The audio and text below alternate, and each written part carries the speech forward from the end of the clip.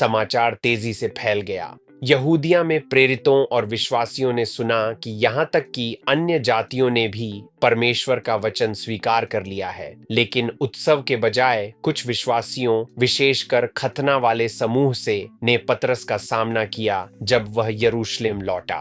तू उन अविश्वासियों के घर गया और उनके साथ भोजन किया। उन्होंने आरोप लगाया। पतरस ने बहस नहीं की, उसने बस कहानी सुनाई। स्वर्ग से दर्शन, अशुद्ध जानवर, परमेश्वर की आवाज। जिसे परमेश्वर ने शुद्ध किया है उसे तू अशुद्ध मत कह।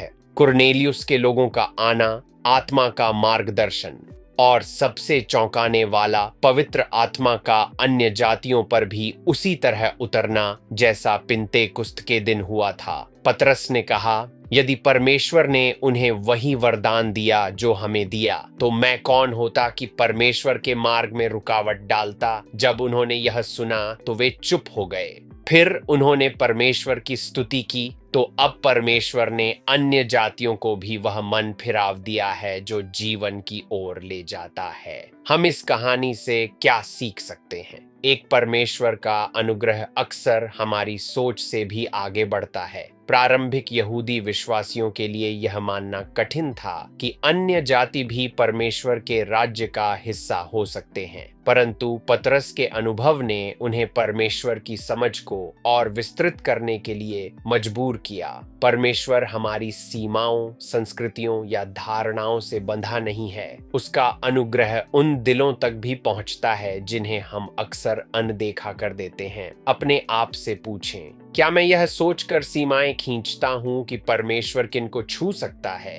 क्या मैं असहज हो जाता हूं जब परमेश्वर का कार्य मेरी अपेक्षाओं से मेल नहीं खाता? दूसरी गवाही एकता का एक शक्तिशाली साधन है। पतरस ने बहस नहीं की, उसने केवल बताया कि परमेश्वर ने क्या किया और उस गवाही ने दिलों को बदल दिया। जब लोग परिवर्तन की सच्ची कहानियां सुनते हैं तो तर्क खत्म हो जाते हैं। अपने आप से पूछें, क्या मैं परमेश्वर के कार्यों की गवाही दूसरों से बांटता हूं? क्या मेरी कहानी किसी को स्पष्टता और चंगाई दे सकती है?